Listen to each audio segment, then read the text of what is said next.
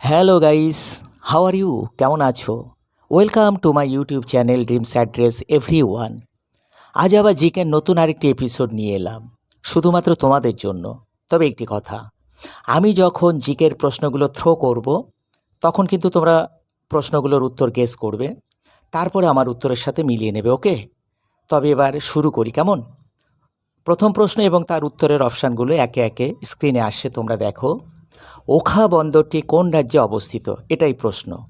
আর অপশানগুলো হলো: option A Gujarat, option B Kerala, option C Orissa, option D Tamil Nadu.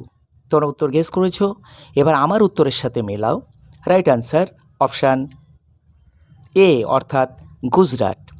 এবারে আসবো দ্বিতীয় প্রশ্নে, রেমাল ঘূর্ণিঝড় নিয়ে।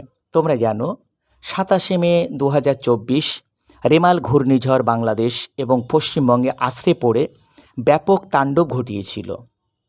এখন প্রশ্ন, এই রেমাল ঘূর্ণিঝড়ের নাম কোন দেশের দেওয়া? অপশানগুলো পরপর স্ক্রিনে আসছে।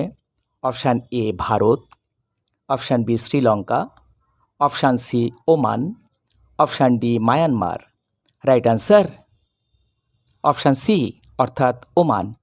এবার 3 নম্বর প্রশ্ন, যার সাথে আমাদের বহু আবেগ জড়িয়ে আছে, অপারেশন ব্লু স্টার, অর্থাৎ পাঞ্জাবের স্বর্ণ মন্দিরকে জঙ্গিমুক্ত করার লড়াই সংক্রান্ত প্রশ্ন।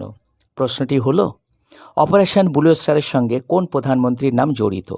অপশানগুলো হলো: option A Jawaharlal Nehru, option B Atal Bihari Vajpayee, option C Rajiv Gandhi, option D Indira Gandhi.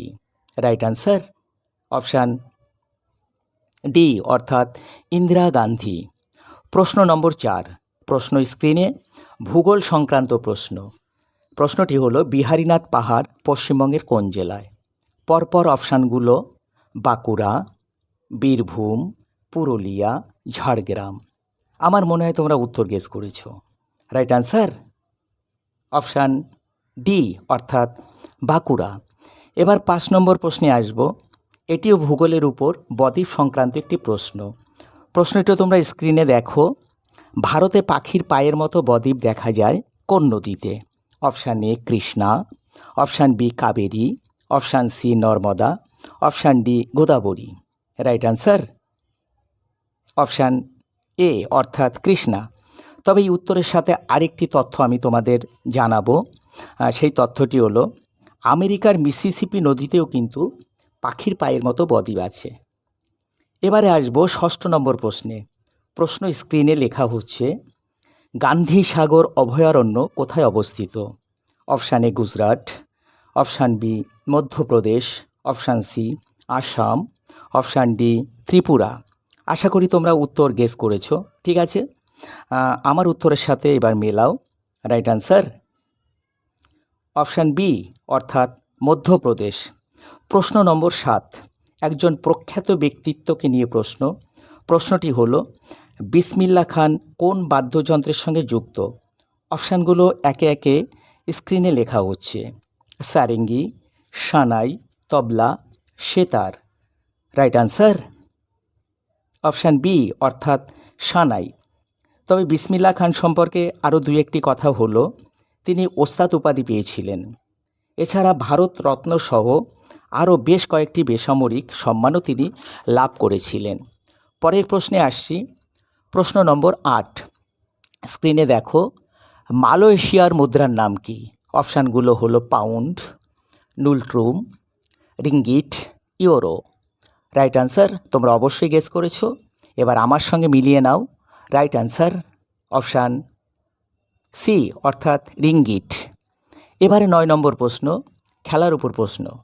Football খেলায় কাকে ব্ল্যাক ডায়মন্ড বলা হয়? Option A Maradona, option B Pele, option C Gullit, option D Beckenbauer. Right answer option B, অর্থাৎ পেলে। তবে এ সম্পর্কে আরও 2-1টি তথ্য জেনে নাও। যেমন মারাদোনাকে ফুটবলের ঈশ্বর যেমন বলা হয়, তেমনি ফুটবলের রাজপুত্র বলা হয়। আর গুলিটকে বলা হয় ব্ল্যাক টিউলিপ। কেমন? এবারে আসবো এই এপিসোডের শেষ প্রশ্নে। প্রশ্ন স্ক্রিনে আসছে, ইতিহাসের উপর প্রশ্ন। প্রশ্নটি হলো, বাংলায় কৌলিন্য প্রথা কে প্রবর্তন করে? অপশানগুলো হলো গোপাল, বল্লাল সেন, লক্ষণ সেন, ধর্মপাল। আর রাইট আনসার তোমরা গেস করেছো, এবার মিলিয়ে নাও। অপশান বি অর্থাৎ বল্লাল সেন। আজ আর নয়, এই এপিসোড এই পর্যন্ত। Please like, comment, share and subscribe my channel dreams address.